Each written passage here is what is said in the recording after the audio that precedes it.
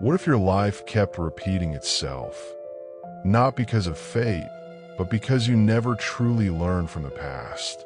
That's the strange and powerful idea behind 100 Years of Solitude by Gabriel García Márquez. On the surface, it's the story of a family living in a fictional town called Macondo. But underneath, it's really about how humans repeat the same mistakes, carry emotional baggage across generations, and struggle to break free from loneliness. This book isn't just a story. It's like watching life itself looping again and again with different faces, but the same patterns. Let's break it down into simple practical ideas you can actually use in your own life. The first big idea is this: we repeat what we don't understand. In the book, generation after generation of the Buendía family makes similar mistakes. They fall into the same emotional traps. They chase the same illusions, and they suffer in almost identical ways. It feels strange at first, but then you realize something uncomfortable. This happens in real life too. Think about families where anger passes from parent to child, or where financial struggles repeat for decades.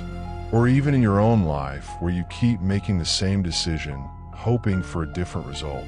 For example, imagine someone who keeps choosing the wrong relationships.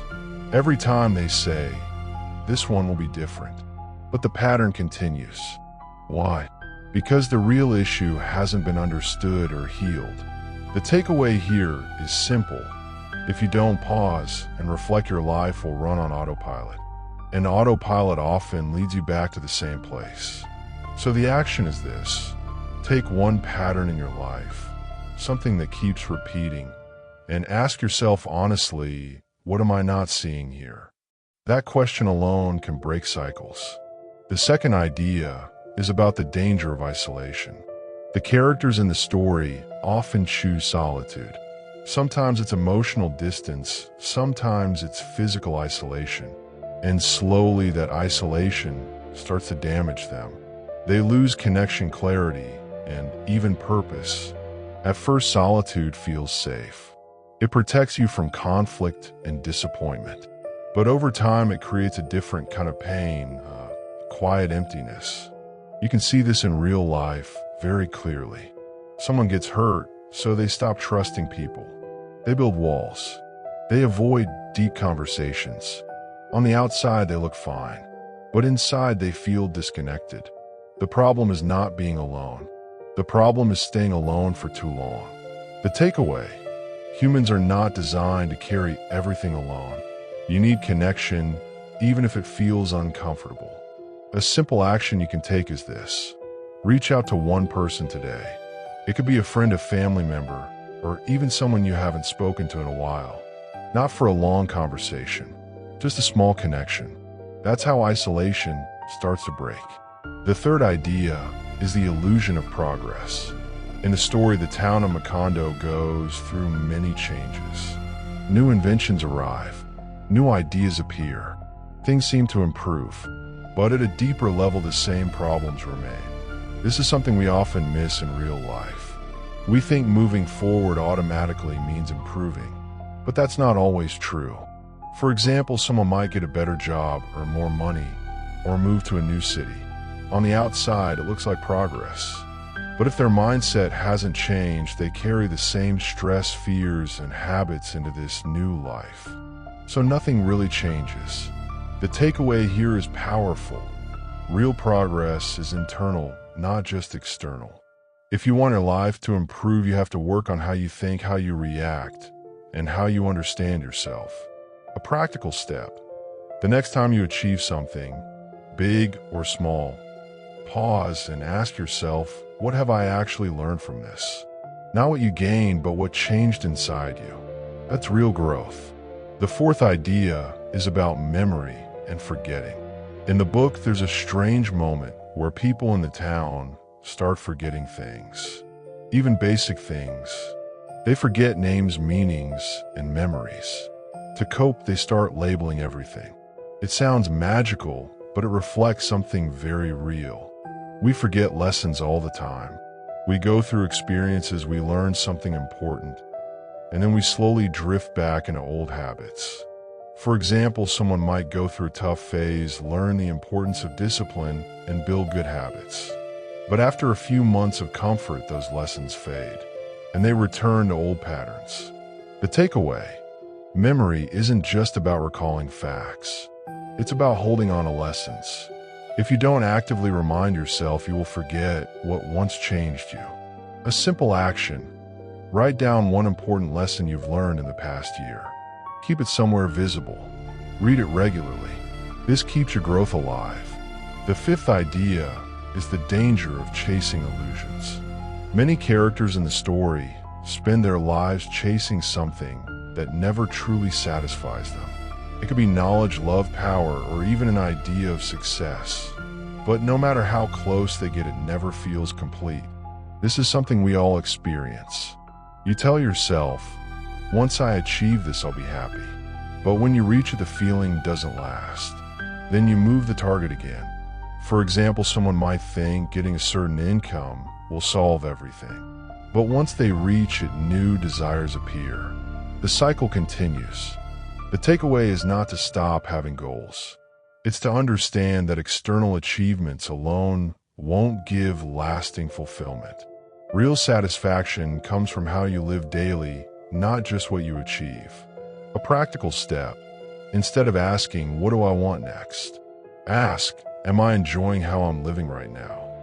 That question shifts everything. Before we move to the next part, here's something most people miss about this story. It's not just about a family or a town. It's about time itself. Everything feels like it's moving forward, but at the same time, it's repeating. The past, present, and future are connected in ways we don't usually notice. And once you see that, you start looking at your own life differently. Here's the surprising truth most people miss. Your life doesn't change just because time passes. We often believe that with enough time, things will automatically get better. That pain will fade, habits will improve, and clarity will come. But the story quietly shows the opposite. Time doesn't fix patterns. Awareness does. If you keep thinking the same way, reacting the same way, and avoiding the same truths, then even after years, your life can look different on the outside, but feel exactly the same on the inside. Think about someone who says, "I've been trying for years, but nothing changes." When you look closer, it's not that they didn't try. It's that they never changed how they approach things. The same effort repeated in the same way gives the same results. So the real shift begins when you stop relying on time and start focusing on understanding. Now, let's move to the most powerful idea from this book. Loneliness is not about being alone. It's about being disconnected from meaning. In the story, many characters are surrounded by people, yet they feel deeply alone. They are busy, active, and even successful in their own ways. But something is missing. That something is meaning. When your actions don't connect to something deeper, your values, your purpose, or even simple human connection, you start feeling empty no matter how full your life looks. You can see this clearly today. Someone might have a good job, a stable life, and even social connections, but they still feel restless. They feel like something is off. That's not a lack of success. It's a lack of meaning. The takeaway: if you want to reduce loneliness, don't just add more people or activities to your life. Add meaning to what you're already doing. For example, instead of just working for money, connect your work to growth, contribution, or learning. Instead of just talking to people, try to genuinely understand them.